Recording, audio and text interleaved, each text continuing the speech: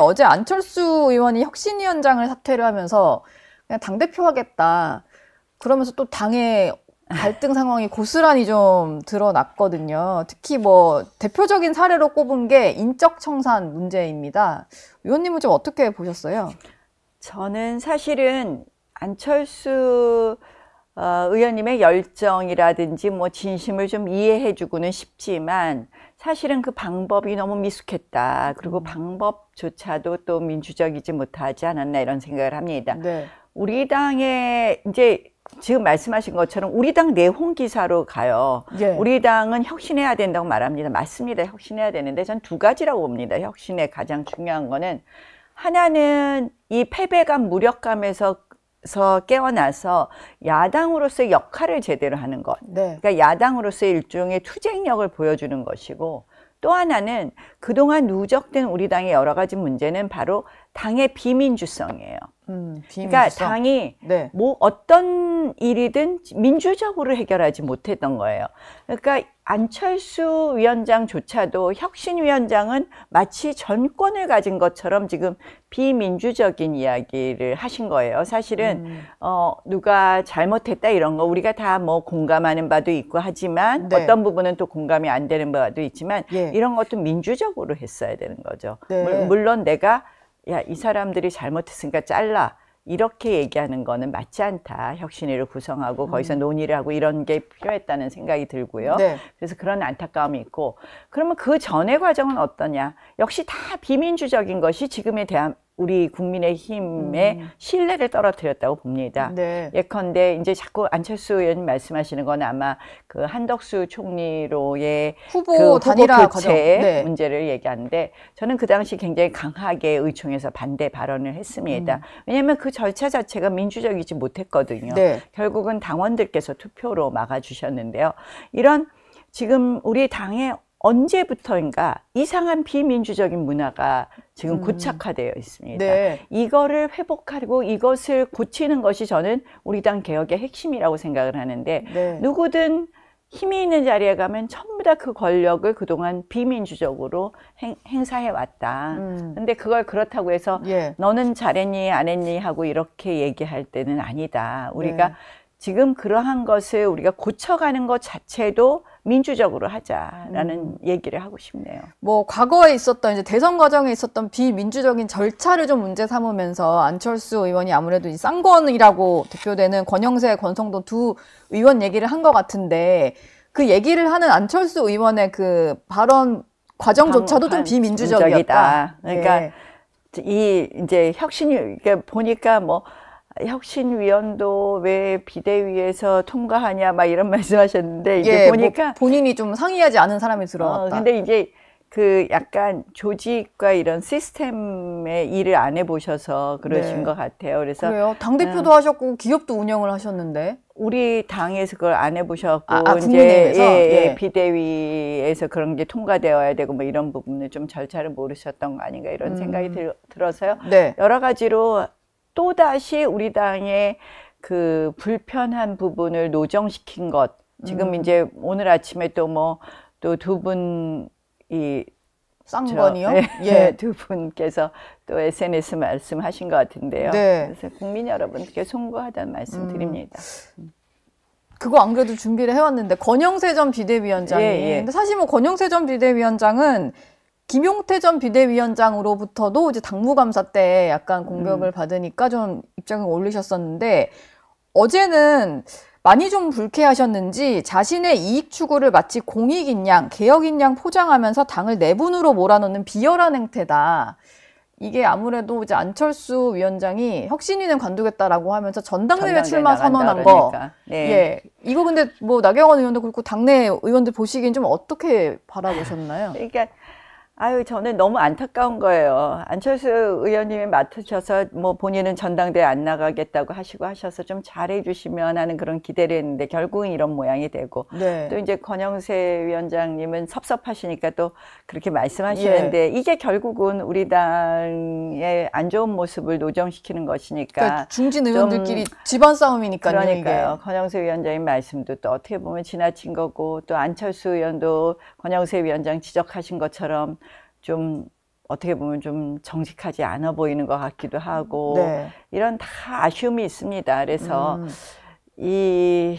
저는 제가 사실은 처음부터 혁신이 하지 말으라고 송원석 대표한테 얘기했어요. 일단 네. 첫 번째, 예. 본인 공약이라고 하겠다고 하는데 이 혁신이 자체도 민주적으로 돼야 되는데 혁신을 할 수 있는 사람은 전당대회에서 민주적 절차에 의해서 선출된 당대표가 하는 것이 맞다. 그래서 원내대표가 혁신을 하려면 이 원내 혁신만 해라. 네. 당신은 비대위원장이라는 건 굉장히 한시적으로 그쵸. 전당대회만을 위한 조직인데 네. 이 당을 다 뒤집어 엎을 혁신위를 한다는 건 맞지 않다. 네. 일단 첫 번째 하지 말라 그랬고요. 예. 두 번째 안철수 의원을 하겠다는 얘기를 이제 네. 나중에 이렇게 전해 듣고는 제가 분명히 안철수 의원님은 굉장히 개혁적으로 보이는 부분이 있지만 우리 당의 이 어떤 조직이나 이런 문화를 모르시기 때문에 이런 여러 가지 또 오히려 혁신으로 괜히 분란이 될 수 있으니까 안철수 의원님보다는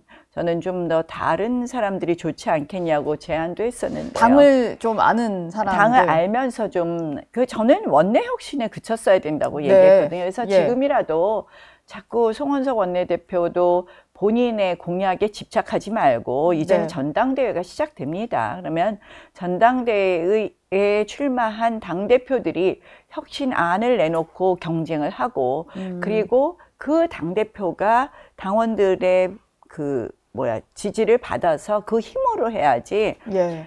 지금 혁신이라는 거 어쨌든 어떻게 보면은 소위 피를 흘리는 게 있는데 이 민주적 정당성 없이는 인정되지 않거든요. 그래서 저는 민주적 정당성 확보가 굉장히 중요하다. 예. 그래서 지금 이 과정에서 뭐 지난번 김용태 위원장도 그렇고 안철수 의원님도 그렇고 그렇다고 해서 또 여기에 대한 권영세 권성동 대표님 말씀도 그렇고 모두들 다 그냥 지금은 좀 자제하는 것이 맞다고 생각을 합니다. 예.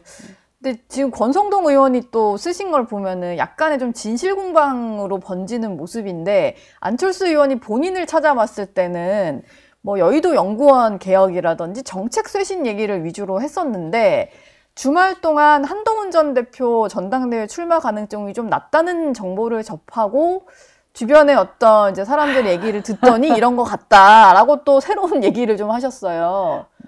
예. 참. 죄송합니다. 더 말씀 안 드릴게요.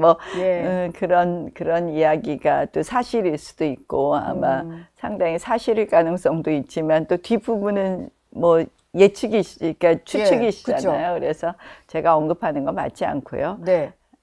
하여간에 제가 예견한 대로 안철수 혁신위원장을 하는 것은 아니었다. 네. 조금 예견된 수순이었다고 보고요. 예. 근데 이제 두 분 권 대표님도 지금 다들 우리 말씀을 아끼는 게 좋지 않겠어요, 당내. 저조차도 지금 얘기하는 게 약간 양비론으로 말씀드리는 것처럼 보일 텐데요.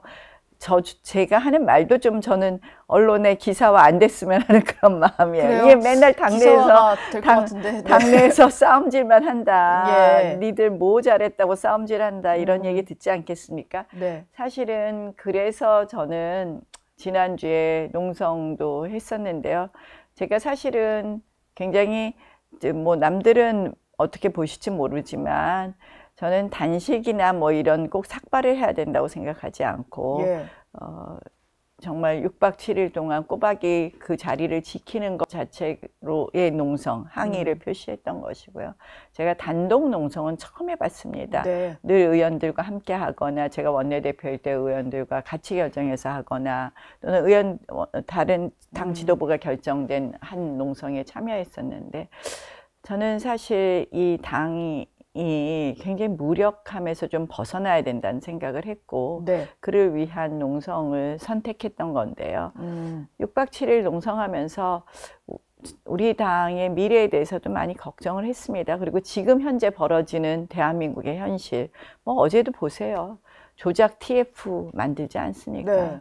대한민국의 지금 모든 권력은 이재명 대통령 1인이 독점하고 있고 그 권력을 이들은 무도하게 쓰고 있는데 우리끼리 네가 맞니 내가 맞니 과거에 너가 잘했니 못했니 저는 과거를 해짓기 시작하면 끝도 없다고 생각을 합니다. 네. 우리 대선 패배 책임하면 자 거슬러 올라가면 어디까지 가겠습니까? 저는 끝도 없다고 생각을 해서 예. 가급적이면 과거 해집기는 좀 지양하자. 네. 지금부터 우리가 어떻게 혁신할 거냐, 그거는 야당으로서의 역할을 똑바로 하는 거라고 생각을 합니다. 우리가 어떻게 바뀔 거냐 이걸 얘기를 해야 된다. 아까 잠깐 뭐 삭발 뭐 단식 이런 얘기 하셨는데 꽤 가까우신 걸로 아는데 김성태 전 의원이 뭐 특별히 그렇게 가깝지 않아요. 아, 그래요? 근데 또 그렇게 얘기를 하셔서 좀 서운하셨을 것 같기도 한데. 아유, 다 정치적인 이해관계로 말씀들 하시니까 그것도 또 언급하고 싶지 않습니다. 예, 알겠습니다. 듣다 보니까 저는 가장 궁금한 게요. 나경원 의원님의 어떤 그 야당과의 지금 좀 전투력 있게 싸우시는 모습? 그래서 그걸 보면서 출마 후보군으로 좀 넣는 분들이 계시고 출마할 것 같아 뭐 이런 얘기 하시는 분도 계셔요. 혹시 좀 전당대회에 대해서는 생각을 굳히신 게 있을까요? 저는 뭐 지금으로서는 전당대회에 대해서 그렇게 뭐 적극적인 검토를 하고 있지는 않습니다. 뭐 아시다시피 이제 저라는 사람의 인지도라든지 국민적 지지도가 있기 때문에 늘 선거에는 늘 제 이름이 올라가게 되더라고요. 예. 그런데 뭐 아시다시피 뭐 국힘 지지층에서는 가장 최근 여론조사도 김문수 후보가 가장 앞서고 한동훈 후보하고 저하고 국힘 지지층에서는 거의 비슷하더라고요. 네. 그런데 지지도가 중요한 게 아니라 저는 지금 이 당을 누가 수습할 수 있느냐에 대해서 굉장히 사실은 고민하고 있습니다. 네. 어떻게 해야지 이렇게 혼란스러운 당을 누가 강력한 이런 민주적 리더십으로 이것을 하나로 만들 수 있느냐. 예. 저는 가장 핵심 중에 하나는 하나로 만드는 게 먼저 핵심이라고 생각하거든요. 당을 하나로 만드는 거. 왜냐하면 지금 이렇게 분열하고 맨날 우리끼리 니 탓 내 탓하고 과거에 너가 잘했네, 네가 잘했네, 친윤이 어떠네, 친한이 어떠네, 구주류가 어떠네 막 이러고 싸우기 시작하면 이 끝도 없거든요. 예. 이걸 하나로 만들 수 있는 사람은 누구일까? 그 방법은 누구일까? 그 구조는 어떻게 될까? 그런 고민을 하고 그 속에서 내 역할이 있느냐 없느냐 정도 판단하는 거라서 내가 이걸 해서 이렇게 바꿔야지 이런 생각보다는 지금 그 생각이 많고요.